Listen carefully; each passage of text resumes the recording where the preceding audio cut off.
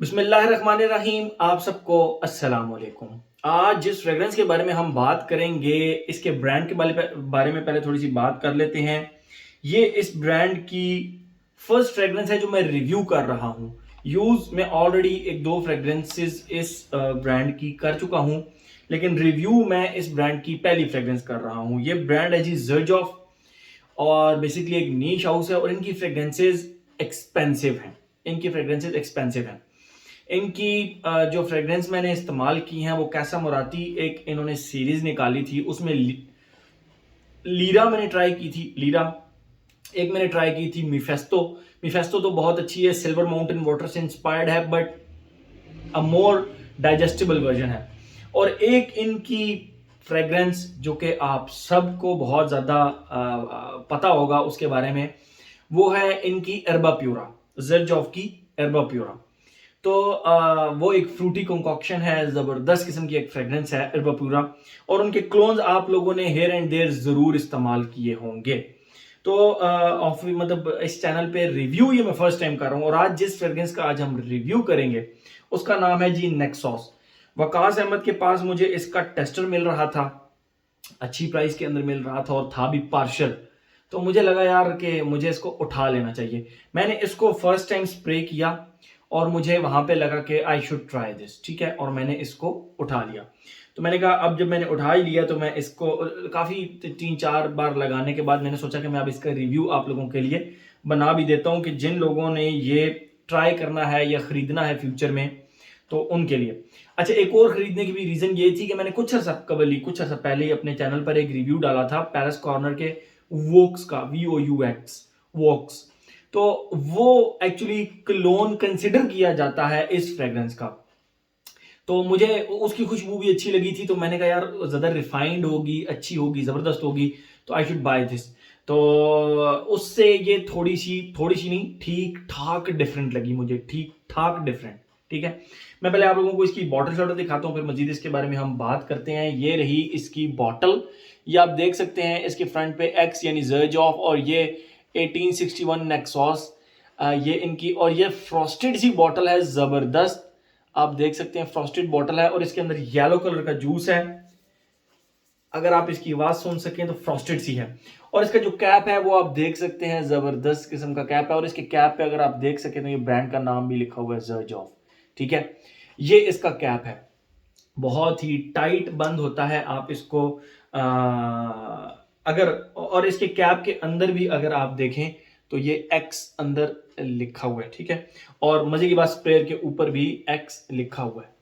और इसकी बॉटल आप ऊपर से देखें तो बड़ी ज़बरदस्त है, और इस तरह बॉटल है, सिलेंड्रिकल टाइप, और नीचे से बाकी इसी तरह ये बॉटल है इसकी। बाकी नीचे ब्रांडिंग वगैरह, उद परफॉर्म, ज़र्ज ऑफ, और ये सारा वगैरह लिखा हुआ है। ठीक है, तो ये तो हो गई इसकी प्रेजेंटेशन।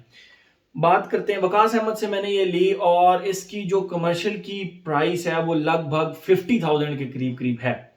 50,000 के लगभग आपको ये मिल जाएगी अगर आप फुल बॉटल से पहले डीकैंट ट्राई करना चाहते हैं, क्योंकि बड़ी फ्रेग्रेंस है, एक्सपेंसिव फ्रेग्रेंस है, आप लोगों को पसंद आती है नहीं आती, तो आई वुड रिकमेंड कि आप इसका डीकैंट पहले ट्राई कर लें। वकास अहमद से इसका डीकैंट भी आपको मिल जाएगा, तो आई मस्ट से कि आप पहले इसका डीकैंट ट्राई कर लें। ठीक है, उसके बाद आप अगर इसका फुल बॉटल लेना चाहें तो वकास अहमद से मिल जाएगी आपको।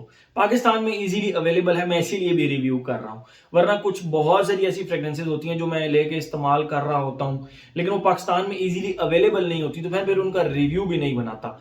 जब वो मुझे लगता है कि यार पाकिस्तान में अब इजीली अवेलेबल हैं, तो फिर मैं उनका रिव्यू बना देता हूँ। ठीक है, तो बात करते हैं हम इसकी फ्रेग्रेंस के बारे में। सबसे पहले आप लोगों को बताता चलूँ, ये वॉक्स से बहुत ज़्यादा डिफरेंट है। ठीक है, वॉक्स एक अलग चीज़ है, एक अलग खुशबू थी, उसका एक अलग मज़ा था, वो अच्छी फ्रेग्रेंस है।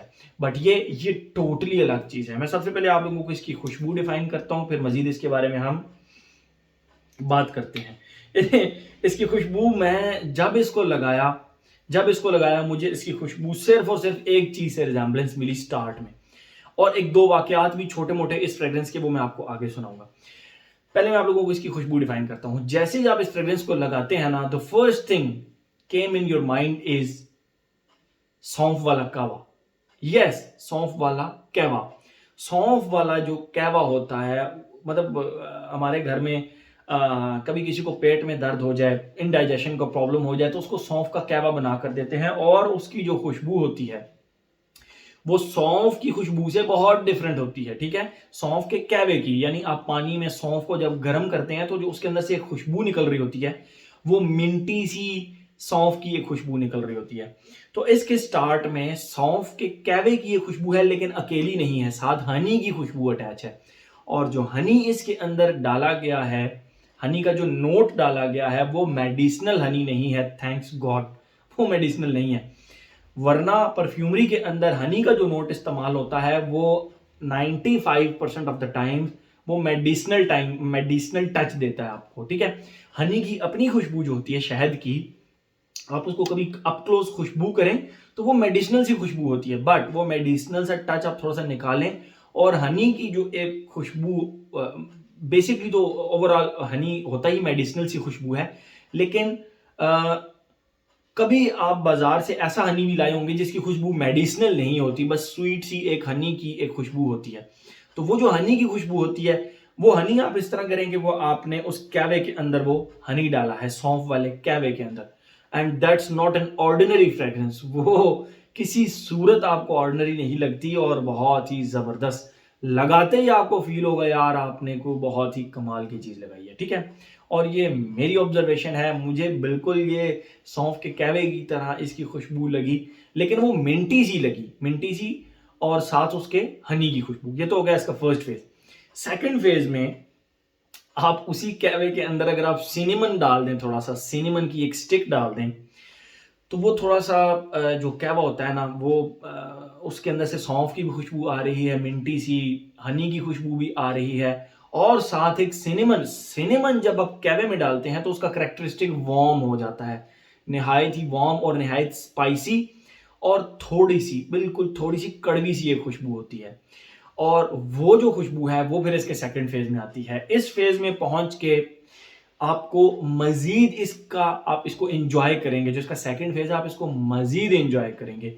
ये मेरा खुशबू जो डिफाइन करने का तरीका है, शायद आपको लगे कि यार ये सिनेमन जब ऐड हुआ तो फिर यहाँ पे जब स्पाइसी हुआ थोड़ा डिफरेंट, लेकिन ट्रस्ट मी, ये अगर महंगी खुशबू है तो उसका कोई मकसद है। मैंने जब ये खरीदी तो मुझे जब इसकी प्राइस पता लगी तो मैंने कहा कि यार मैं इसका रिव्यू बहुत ही स्ट्रिक्ट तरीके से बनाऊंगा, बहुत ही स्ट्रिक्ट तरीके से, लेकिन जब मैंने इसको लगाया मेरा कंसेप्ट टोटली यूं से यूं हो गया, 180 डिग्रीज चेंज हो गया, क्योंकि ये खुशबू वाकई बड़ी जबरदस्त।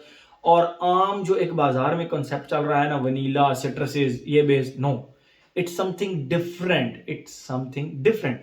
तो फर्स्ट फेज हो गया, सेकंड फेज हो गया। थर्ड फेज के अंदर जो इसकी खुशबू है वो आप कर रहे हैं जिसमें सिगरेट के ऐश की एक फीकी सी खुशबू होती है, फीकी सी, उसके साथ आप हल्की सी वनीला की खुशबू ऐड कर लें। और वो जो वनीला है वो सिर्फ स्वीट नहीं है, वो हल्का सा स्पाइसी भी है।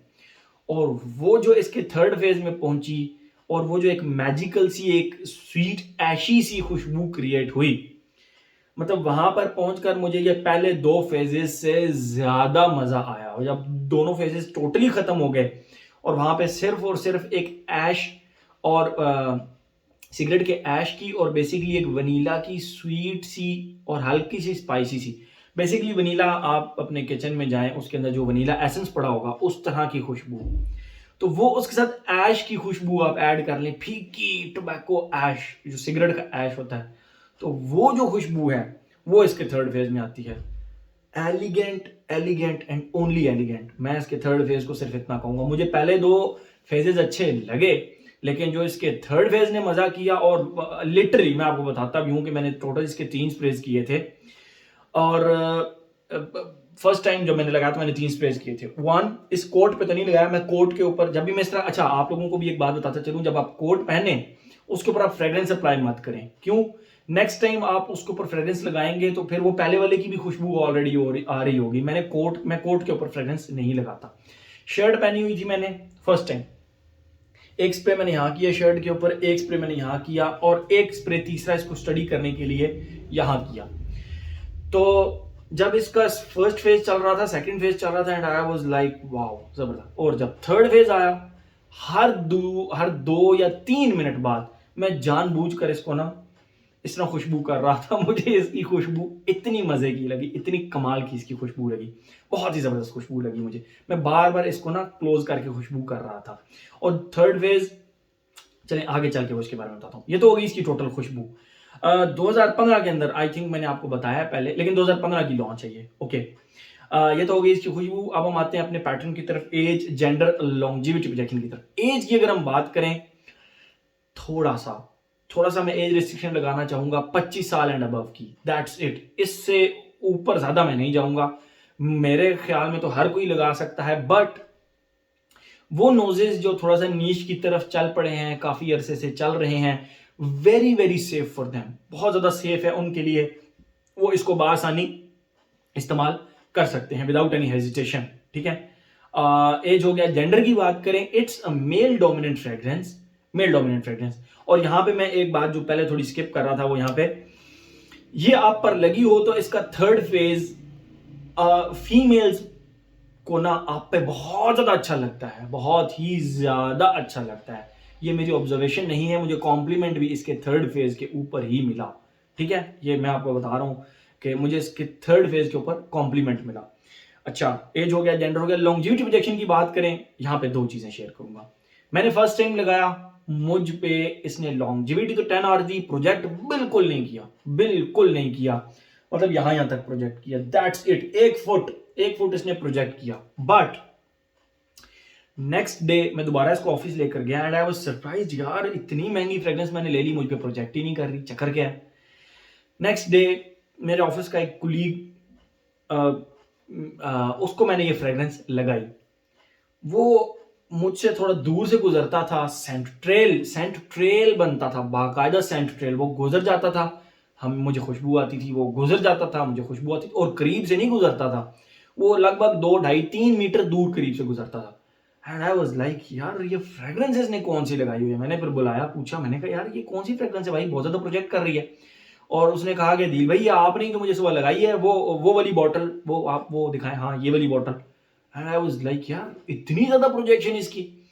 तो मुझ पे फर्स्ट एंड सेकंड टाइम इसने प्रोजेक्ट नहीं किया। क्यों? मैंने इसको फैब्रिक के ऊपर लगाया। अब जरूरी नहीं है, और उस लड़के को भी मैंने फैब्रिक पे लगाया था, ऐसा नहीं है। सेकंड और थर्ड, मतलब सेकंड टाइम तक भी इसने मुझ पे प्रोजेक्ट नहीं किया। And I was totally out के यार मुझ पे ये नहीं चलेगी, लोगों पे चल जाएगी, मुझ पे नहीं चलेगी। ये 100% होता है, इसमें कोई ऐसा प्रॉब्लम नहीं है। दुनिया एक फ्रेग्रेंस की तारीफ कर रही होती है कि यार it's very long lasting and very long lasting fragrance and very good projector, but आप पे वो नहीं चलती, तो नो प्रॉब्लम, आपकी बॉडी के साथ मैच नहीं की। फर्स्ट एंड सेकंड टाइम मुझ पे नहीं चली, बिल्कुल नहीं चली। थर्ड टाइम मैंने क्या किया कि मैंने लगाया इसको अपने इस एरिया में and it started projecting.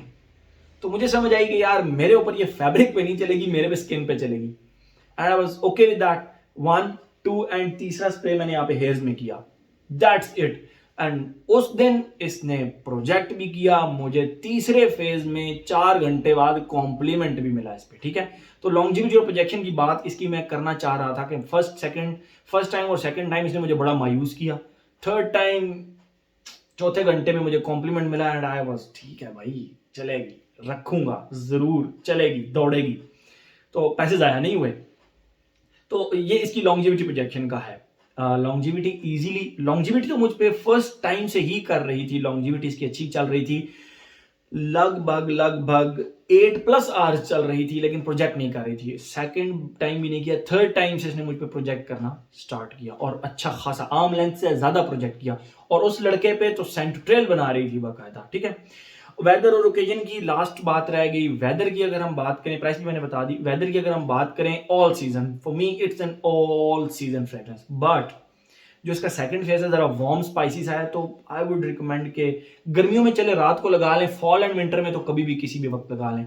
Office fragrance है, बेस्ट ऑफिस फ्रेग्रेंस है, you can apply this in the office. बाकी किसी भी फंक्शन पे लगा सकते हैं, कहीं भी लगा सकते हैं, नो प्रॉब्लम एट ऑल। मुझे ऐसा नहीं लगा कि आप इसको कहीं पे नहीं लगा कर जा सकते, ठीक है। हर जगह पे आप इसको लगा कर जा सकते हैं। हर एस्पेक्ट इसका हमने कवर कर लिया। तो इस हाउस की यानी ज़र्जॉफ की ये पहली फ्रेग्रेंस थी जो मैंने रिव्यू की और मुझे इसने बहुत ज़्यादा सरप्राइज किया, ठीक है। और ऐसा नो प्रॉब्लम होता है, कभी कभी एक फ्रेग्रेंस आप पे नहीं चल रही होती, कभी कभी मैजिक होता है और तीसरी चौथी बार आप उसको लगाते हैं तो वो आप पे दौड़ना शुरू कर देती है। Same thing happened with this, मेरे पैसे ज़ाया नहीं हुए, मेरे पैसे बच गए और मुझ पे अब ये ठीक ठाक चलती है। ठीक है, तो हर एस्पेक्ट इसका हमने कवर कर लिया। ये था जी जॉफ का 1861 नेक्सॉस। Thank you so much.